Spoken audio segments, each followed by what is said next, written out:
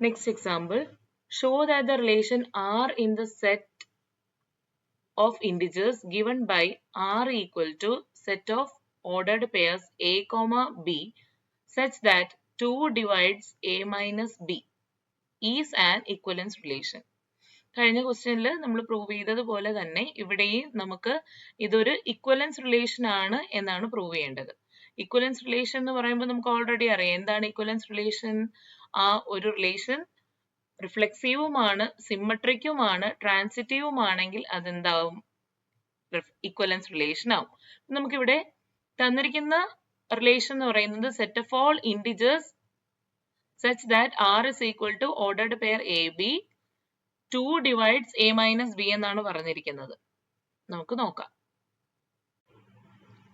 തന്നിരിക്കുന്ന സെറ്റ് എന്ന് പറയുന്നത് എന്താണ്? സെറ്റ് ഓഫ് ഓൾ ഇന്റിജേഴ്സ് ആണ്. അപ്പൊ നമുക്ക് അതിനെ എഴുതാം.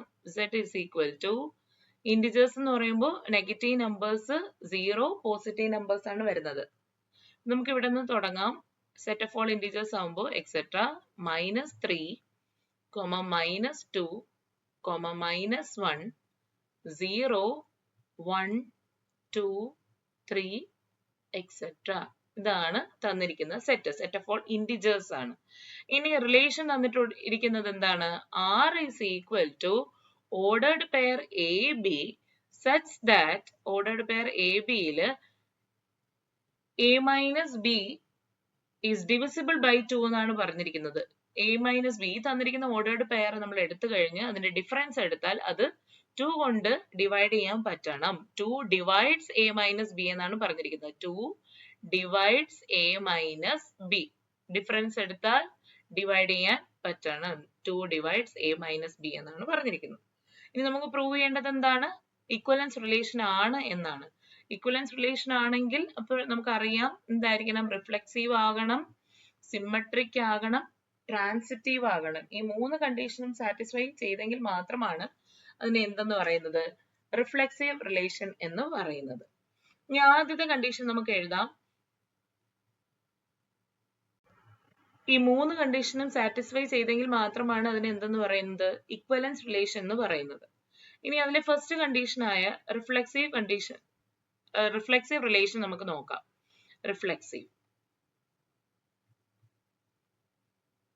റിഫ്ലെക്സീവ് ആവണമെങ്കിൽ നമ്മൾ ഓൾറെഡി കഴിഞ്ഞ 3 ക്വസ്റ്റ്യൻസിൽ നമ്മൾ പറഞ്ഞതാണ്.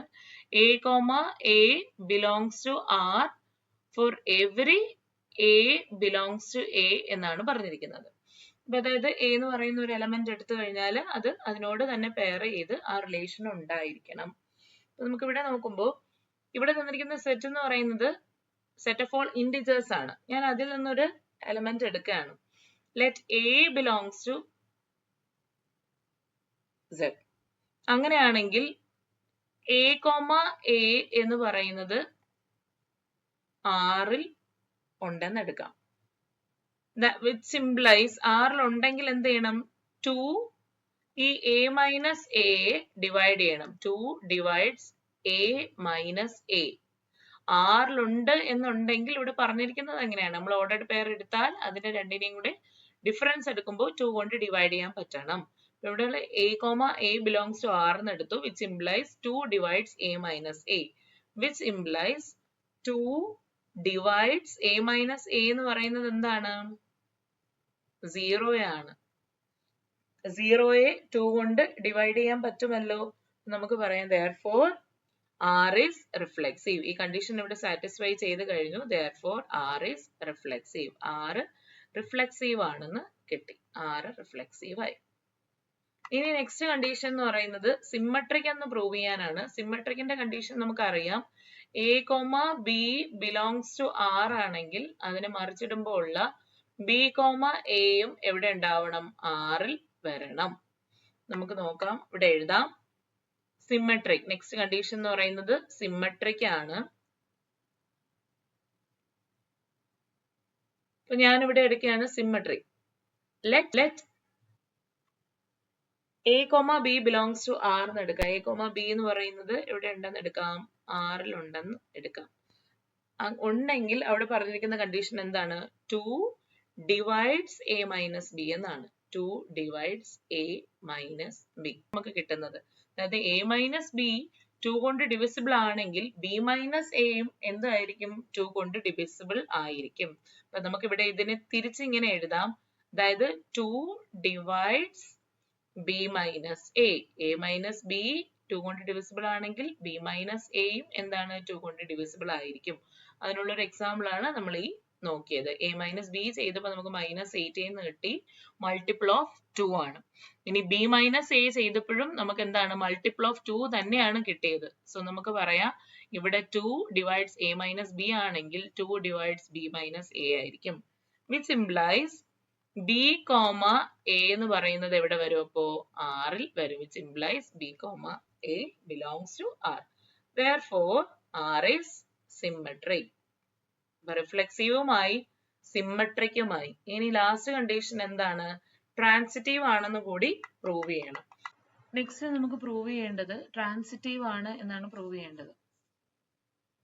ട്രാൻസിറ്റീവിന്റെ കണ്ടീഷൻ നമ്മൾ ഓൾറെഡി പഠിച്ചിട്ടുണ്ട്. ട്രാൻസിറ്റീവ് ആവണമെങ്കിലുള്ള കണ്ടീഷൻ എന്താണ്? a, b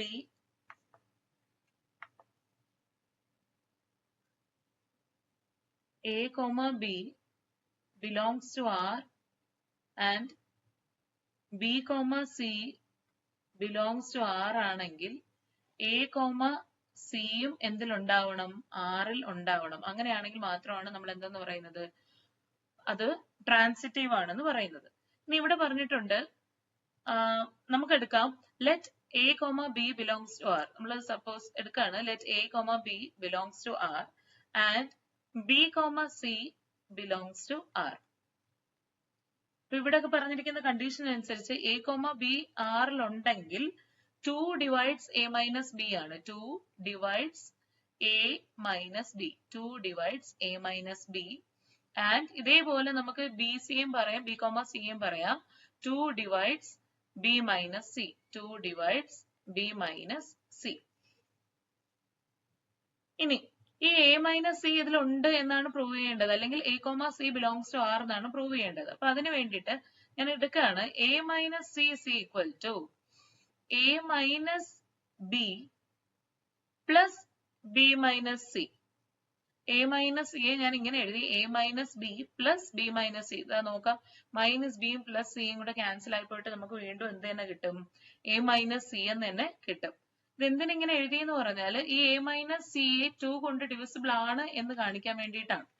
നമുക്കറിയാം a മൈനസ് ബി എന്ന് പറയുന്നത് 2 കൊണ്ട് ഡിവൈഡ് ചെയ്യാൻ പറ്റുന്നതാണ്, മൾട്ടിപ്പിൾ ഓഫ് 2 ആണ്. അതുപോലെ b മൈനസ് സി എന്ന് പറയുന്നത് മൾട്ടിപ്പിൾ ഓഫ് 2 ആണ്, 2 കൊണ്ട് ഡിവൈഡ് ചെയ്യാൻ പറ്റും. അങ്ങനെയാണെങ്കിൽ അതിന്റെ സം എടുത്താലും നമുക്ക് എന്തായിരിക്കും? മൾട്ടിപ്പിൾ ഓഫ് 2 തന്നെ ആയിരിക്കും. അല്ലെങ്കിൽ ഈ a മൈനസ് സിയെ എന്തുകൊണ്ട് ഡിവൈഡ് ചെയ്യാൻ പറ്റുമെന്ന് പറയാം? 2 കൊണ്ട് ഡിവിസിബിൾ ആണെന്ന് പറയാം. കാരണം a മൈനസ് ബിയും b മൈനസ് സിയും 2 കൊണ്ട് ഡിവിസിബിൾ ആണ്. അപ്പോ അതിന്റെ സമ്മായ a മൈനസ് സി എന്താണ്? 2 കൊണ്ട് ഡിവിസിബിൾ ആണ്. സോ നമുക്ക് പറയാം which implies a minus c is divisible by 2. Is divisible by 2. That is a, c belongs to R. Hence നമുക്ക് എന്തെന്ന് പറയാം? ഇതെന്താണ്? ട്രാൻസിറ്റീവ് ആണെന്ന് പറയാം. Therefore R is transitive.